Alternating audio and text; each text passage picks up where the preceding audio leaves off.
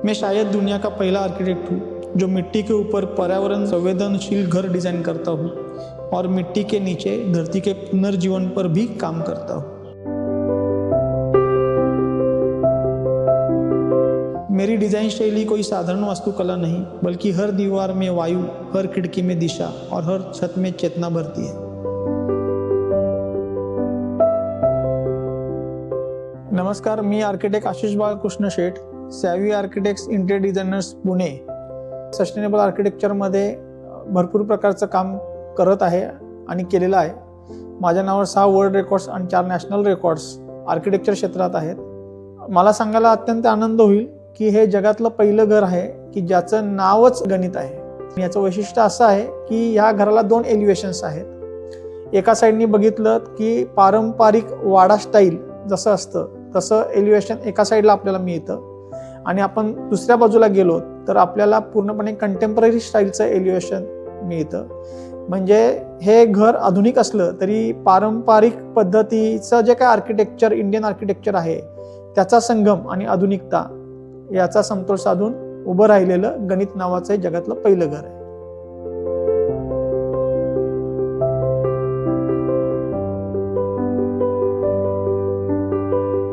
हे गणित नावाचं जे घर आहे हे ज्यांच्यासाठी बांधण्यात आलेलं आहे, मिलिंद खेडेकर सर।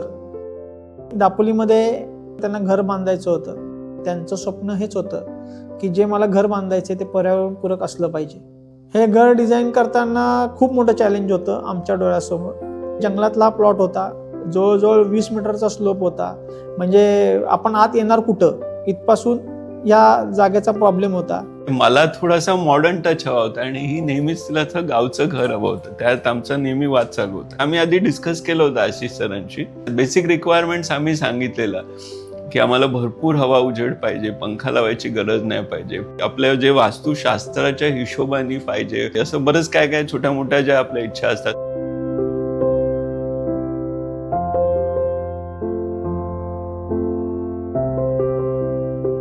उन्हाळ्यामध्ये हे घर थंड राहावं आणि थंडीत उबदार राहावं ह्या प्रिन्सिपलनी आधारित असलेलं हे घर आहे।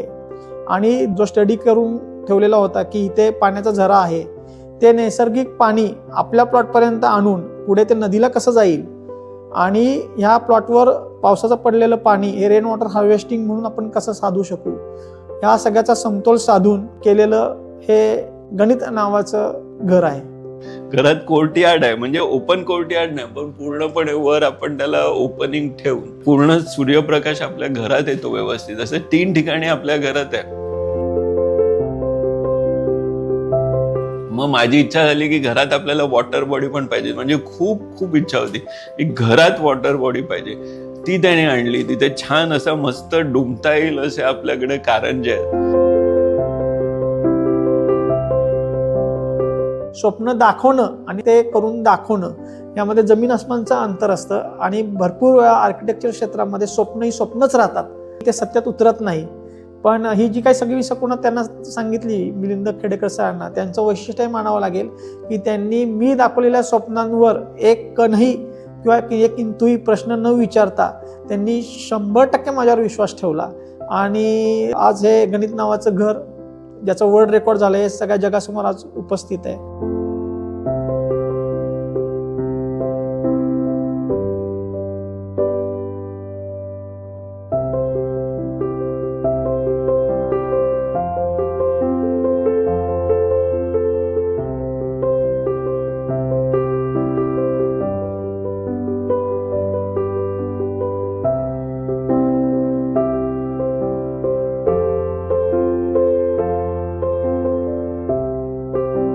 एक भारतीय म्हणून फार गर्व वाटेल, कारण की माझ्या नावावर आर्किटेक्चर क्षेत्रामध्ये वैयक्तिक नावावर 6 वर्ल्ड रेकॉर्ड्स आहेत आणि 4 नॅशनल रेकॉर्ड्स आहेत। भारतातलं पहिलं 0 एनर्जीचं ग्रामीण भागातील घर मीच डिझाईन केलं गेलं, त्याचं लिम्का बुक ऑफ रेकॉर्ड्स आणि इतर वर्ल्ड रेकॉर्ड्समध्ये त्याची नोंद आहे। बिल्ड नावाचा पुरस्कार हा UK मधला असतो।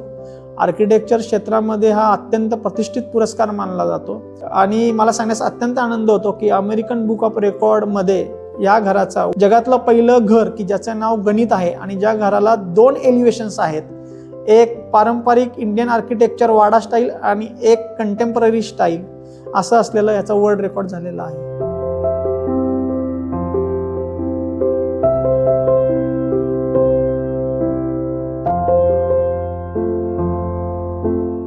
ऍक्च्युली मला वाटलं नव्हतं की माझं गावी पण एक घर असेल. नॉर्मली माणसं काय करतात, गावी त्यांचं घर असतं, मग ते थोडीशी जागा घेऊन बांधतात. आम्हाला असं गाव असं नव्हतंच म्हणजे कधी, त्यामुळे कधी होईल असं मला कधीच वाटलं नव्हतं म्हणजे. आणि जेव्हा झालं आता त्या असं वाटते अरे आपण केलं म्हणजे आपलं धानीमणी पण नसतं हे आपण करू म्हणजे होईल आता कधी असं, पण झालं तर खूप आता छान वाटतं म्हणजे. आणि लोकांना सांगताना पण बरं वाटतं आमचं दापोलीला घर आहे.